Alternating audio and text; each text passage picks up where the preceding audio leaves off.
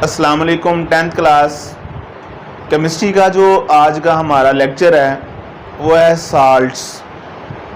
Salts क्या होते हैं और उनके खसूसियात क्या हैं, उनके करैक्टरिस्टिक्स क्या हैं। तो सबसे पहले मैं आप लोगों को साल्ट की डेफिनेशन बताऊंगा कि साल्ट क्या होता है। Salts are ionic compounds. Salts जो होते हैं वो आयोनिक कंपाउंड्स होते हैं generally formed by the neutralization of an acid with a base, जो आम तौर पर एक एसिड और बेस की न्यूट्रलाइजेशन से बनते हैं। आम तौर पर बोल रहा हूँ, हमेशा ऐसा नहीं होता। साल्ट को तैयार करने के डिफरेंट मेथड्स हैं, वो मेरा नेक्स्ट लेक्चर होगा जिसमें मैं आप लोगों को साल्ट तैयार करने के मेथड बताऊंगा। आज के लेक्चर में साल्ट किसे कहते हैं, साल्ट आयोनिक कंपाउंड होता है जो आम तौर पर कैसे बनता है, एक एसिड की बेस के साथ न्यूट्रलाइजेशन से। न्यूट्रलाइजेशन का मतलब ये होता है कि जब हम एसिड का बेस के साथ रिएक्शन करवाते हैं तो दोनों एक दूसरे को न्यूट्रल कर देते हैं। एसिड एसिड नहीं रहता और बेस बेस नहीं रहता। मैं यहाँ पे एग्जांपल दूंगा क्योंकि एग्जांपल देना जो है वो लाजमी होता है। ये ACl हाइड्रोक्लोरिक एसिड, इसका रिएक्शन करवा रहा हूँ किसके साथ, सोडियम हाइड्रोक्साइड। ये बेस है, आप लोगों को पता है एसिड, और ये सोडियम हाइड्रोक्साइड जो है ये बेस है। जब दोनों का रिएक्शन होगा तो बेटा NaCl जो है वो सोडियम क्लोराइड, ये साल्ट बनेगा, और ये HOH ये दोनों मिलकर आपस में क्या बना देंगे, H2O वाटर। अब वाटर भी न्यूट्रल है, इसकी pH 7 होती है, और साल्ट जो NaCl है ये कॉमन साल्ट, ये भी इसकी pH भी 7 है, ये भी न्यूट्रल कंपाउंड है। तो हमारा ये जो साल्ट है NaCl बेटा कैसे बना है, एसिड और बेस की न्यूट्रलाइजेशन से।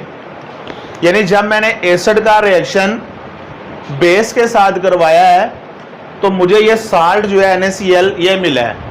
अब एक साल्ट के बेटा 2 पार्ट्स हैं। साल्ट के 2 हिस्से होते हैं, एक कैटाइन पॉजिटिव आयन यानी ये सोडियम आयन, और दूसरा ये negative ion.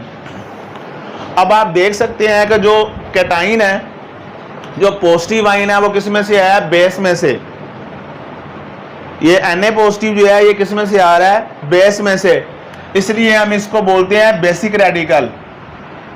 Basic radical, basic radical इसलिए कह रहा हूं क्योंकि ये जो कैटाइन है ये बेस में से साल्ट के अंदर आया है, और ये जो एनाइन है, नेगेटिव आयन है, ये एसिड दे रहा है, एसिड में से आ रहा है, इसलिए हम इसको बोलते हैं एसिडिक रेडिकल।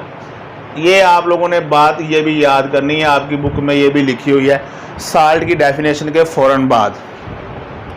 अब हम चलते हैं आगे करैक्टरिस्टिक्स पे। साल्ट की खसूसियात क्या होती हैं। साल्ट की पहली प्रॉपर्टी बेटा मैंने अभी आपको डेफिनेशन में बता दिया है कि साल्ट्स आर आयोनिक कंपाउंड्स, यानी इनमें आयोनिक बॉन्ड होता है। तो यहाँ भी मैंने क्या लिखा, salts are ionic compounds. Salts जो होते हैं ये आयोनिक कंपाउंड्स होते हैं, फाउंड इन क्रिस्टलाइन फॉर्म, जो क्रिस्टल्स की फॉर्म में पाए जाते हैं। साल्ट जो होते हैं वो क्रिस्टल्स की शक्ल में पाए जाते हैं। नंबर 2 पे बेटा चूंकि आयोनिक बॉन्ड है, और आप लोगों को पता है कि जो आयोनिक कंपाउंड्स होते हैं उनके मेल्टिंग और बॉइलिंग पॉइंट क्या होते हैं, बहुत ज़्यादा होते हैं। स्ट्रॉन्ग बॉन्ड है तो इसलिए साल्ट जो होता है वो जल्दी मेल्ट नहीं होता। मैंने 9th की केमिस्ट्री में भी आप लोगों को बताया हुआ कि सोडियम क्लोराइड का जो मेल्टिंग पॉइंट है वो 800 सेंटीग्रेड है, और उसका जो बॉइलिंग पॉइंट है वो 1413 सेंटीग्रेड है। अब अगर हम तीसरी प्रॉपर्टी देखें तो वो क्या है कि जो साल्ट होते हैं अक्सर उनमें वाटर ऑफ क्रिस्टलाइजेशन भी होता है। Some salts contain water of crystallization. कुछ साल्ट के अंदर पानी के मॉलिक्यूल्स भी साथ अटैच होते हैं। पानी के उन मॉलिक्यूल्स को हम बोलते हैं वाटर ऑफ क्रिस्टलाइजेशन। उसकी एग्जांपल दूंगा, जैसे कॉपर सल्फेट है CuSO4, जिसको आम जुबान में हम नीला थोथा कहते हैं, और इसके साथ 5 जो हैं वो वाटर के मालिक्यूल जो होते हैं वो अटैच होते हैं। 5 पानी के मालिक्यूल जो होते हैं वो कॉपर सल्फेट के साथ अटैच होते हैं। अब ये जो पानी के 5 मालिक्यूल्स हैं इन्हें हम कहते हैं वाटर ऑफ क्रिस्टलाइजेशन। और इनकी क्या इंपॉर्टेंस होती है, ये उस साल्ट के क्रिस्टल की जो शेप होती है उसके जिम्मेदार होते हैं। और कॉपर सल्फेट का जो बेटा नीला रंग होता है वो भी इन 5 पानी के मॉलिक्यूल्स की वजह से होता है। आप बाजार से अगर कॉपर सल्फेट लेके उसको हम हीट कर दें तो वो नीले से उसका जो कलर होगा वो वाइट हो जाता है, क्योंकि जब आप कॉपर सल्फेट को गर्म करते हैं तो ये जो पानी के मॉलिक्यूल्स होते हैं वो निकल जाते हैं, जिसकी वजह से हमारा जो कॉपर सल्फेट होता है वो वाइट हो जाता है, जिसको हम एनहाइड्रस कॉपर सल्फेट कहते हैं। ये केमिस्ट्री है। लास्ट प्रॉपर्टी बेटा, साल्ट्स आर न्यूट्रल। जो साल्ट होते हैं ये न्यूट्रल होते हैं। क्या मतलब है न्यूट्रल का?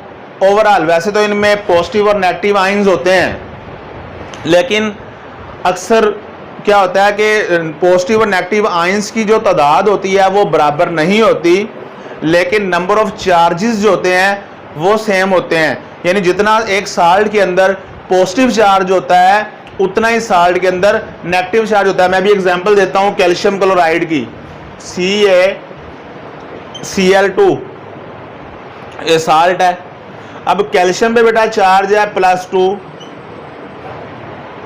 और Cl पे कितना है -1।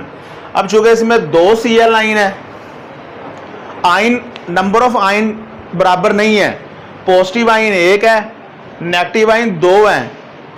नंबर ऑफ आयन सेम नहीं हो सकते, लेकिन बेटा नंबर ऑफ चार्जेस इस अकेले में +2 है और वो दोनों मिलकर जो है वो -2 बनाते हैं। इसलिए जितना साल्ट के अंदर पॉजिटिव चार्ज है उतना ही साल्ट के अंदर नेगेटिव चार्ज है, दोनों आपस में बराबर हैं, तो साल्ट ओवरऑल क्या होगा? न्यूट्रल होगा।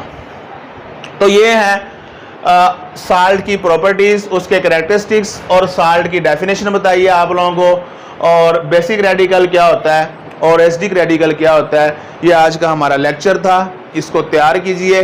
कोई बात समझ ना आए कमेंट में लाजमी पूछिए, और चैनल को सब्सक्राइब लाजमी करें, बेल आइकन को प्रेस करें और अपने दोस्तों के साथ लाजमी शेयर करें।